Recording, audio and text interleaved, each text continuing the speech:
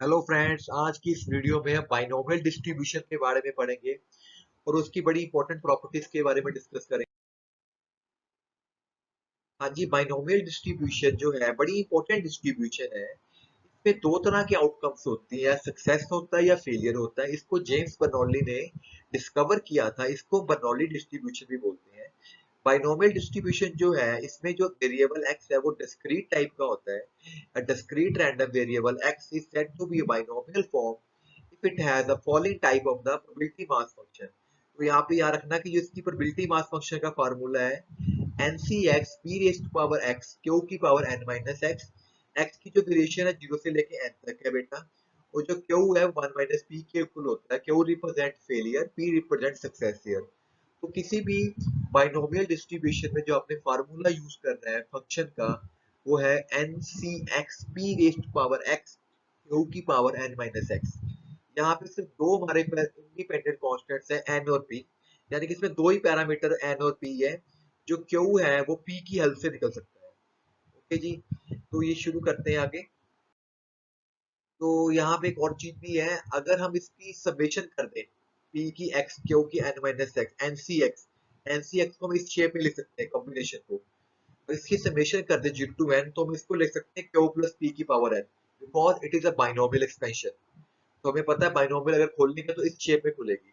तो Q plus P मेरा one होता है तो ये वन के इक्वल आ जाएगी। तो हमें पता है किसी भी प्रोबेबिलिटी फंक्शन जो होता है उसका जो समेशन होता है हमेशा वन के इक्वल होता है। तो ये हमारा प्रूव हो गया है।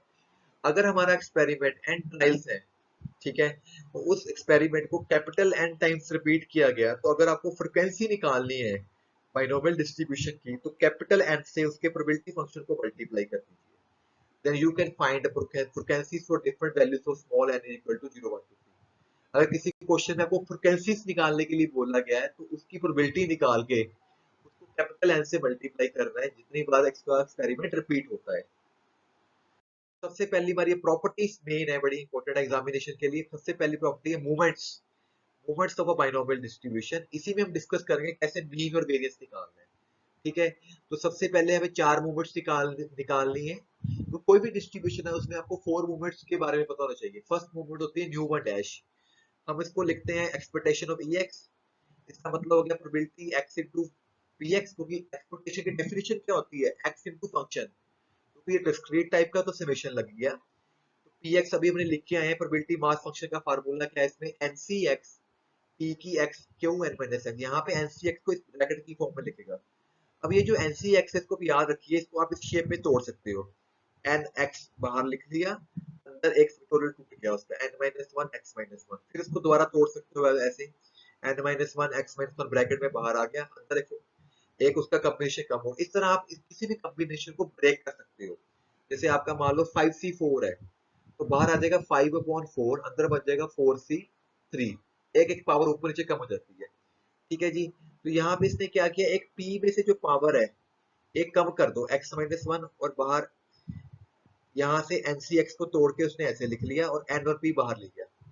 क्योंकि जब इसमें आप इसको तोड़ोगे एन अपॉन एक्स शेप में, एक्स से ही एक्स कट जाएगा, जो ऊपर वाला एन है वो पी के साथ बाहर चला जाएगा। पी की एक पावर उसने कम कर दी है। नाउ अभी पीछे बताया कि समेशन जब हम करते हैं तो ये पूरा क्या बन जाता होता है, क्यू प्लस पी की पावर। इसको क्यू प्लस पी की पावर में इसने लिख लिया है, क्योंकि ये जो उसकी समेशन है एन माइनस वन से स्टार्ट हो रही है, तो वो क्यू प्लस पी की पावर एन माइनस वन है, क्योंकि बेटा this is a binomial expansion. जब इसको इस चीज को आप खोलोगे ना q plus p n minus one को, तो ये इसी की बाइनोमियल एक्सपेंशन बन जाएगी। अगर आप इसको खोलोगे तो इस चीज की बाइनोमियल बन जाएगी।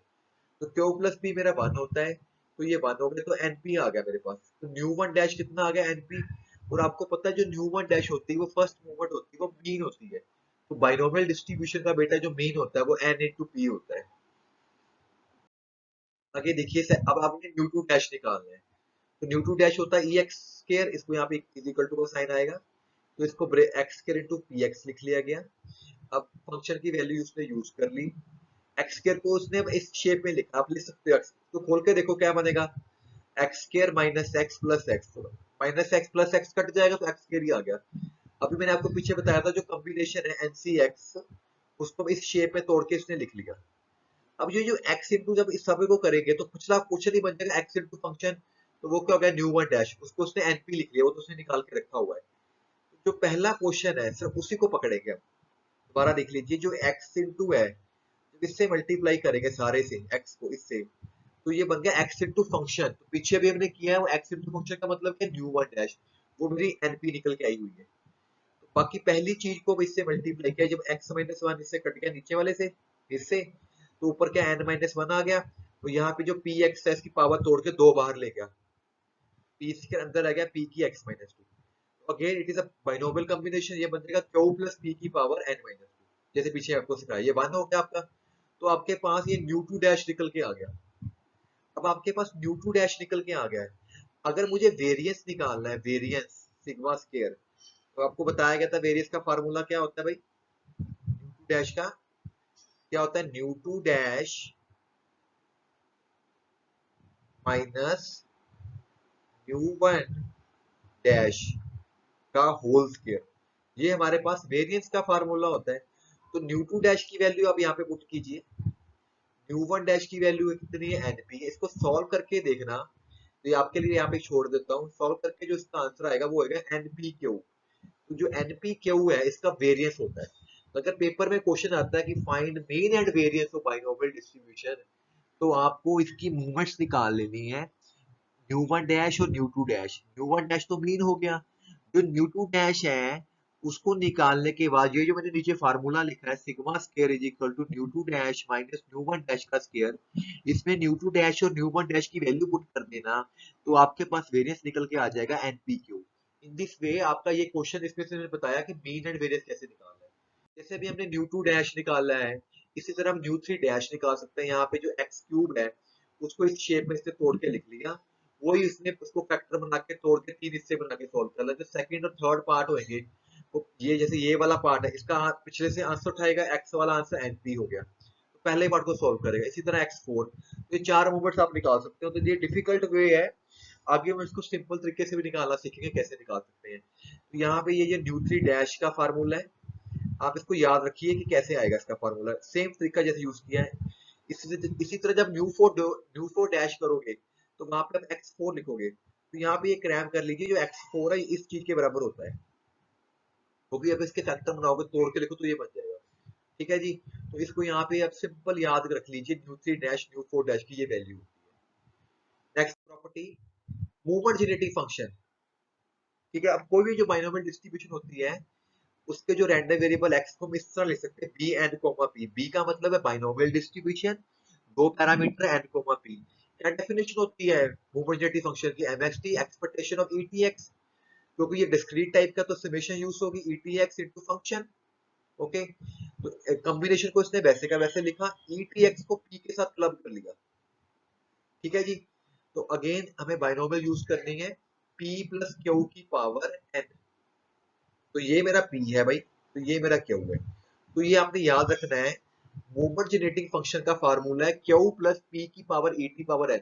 अब ये जो मूवमेंट जेनेटिक फंक्शन बन गया है, अब यहाँ से भी आप मूवमेंट्स निकाल सकते हो।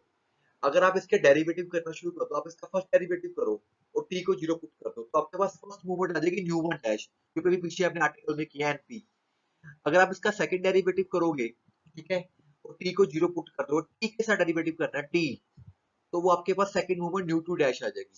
थर्ड डेरिवेटिव करोगे तो न्यू थ्री डैश आ जाएगी। इस तरह आप मूवमेंट्स निकाल सकते हो मूवमेंट जेनेटिक फंक्शन से। अगर पेपर में क्वेश्चन आता है कि मूवमेंट्स निकालनी है बाइनोमियल डिस्ट्रीब्यूशन की, तो आपको इजी तरीका है ये वाला भी, कि आप पहले उसका मूवमेंट जेनेटिक फंक्शन निकाल के रख लीजिए।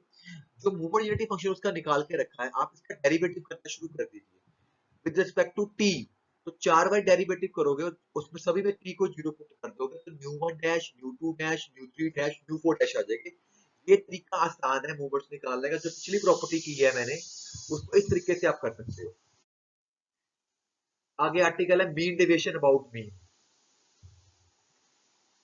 इसको कैसे करना है, जो मीन डेविएशन होता है उसका मतलब है कि आपको एक्स माइनस मीन, मीन कितना एनपी, उसकी आपने निकालनी है, प्रोबेबिलिटी के साथ मल्टीप्लाई करके इसका आपने निकालना है।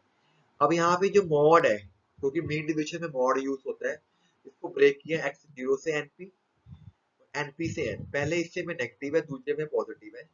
यहाँ पे एक चीज है कि ये दोनों चीजें आपस में बराबर है, दोनों चीजें इक्वल है।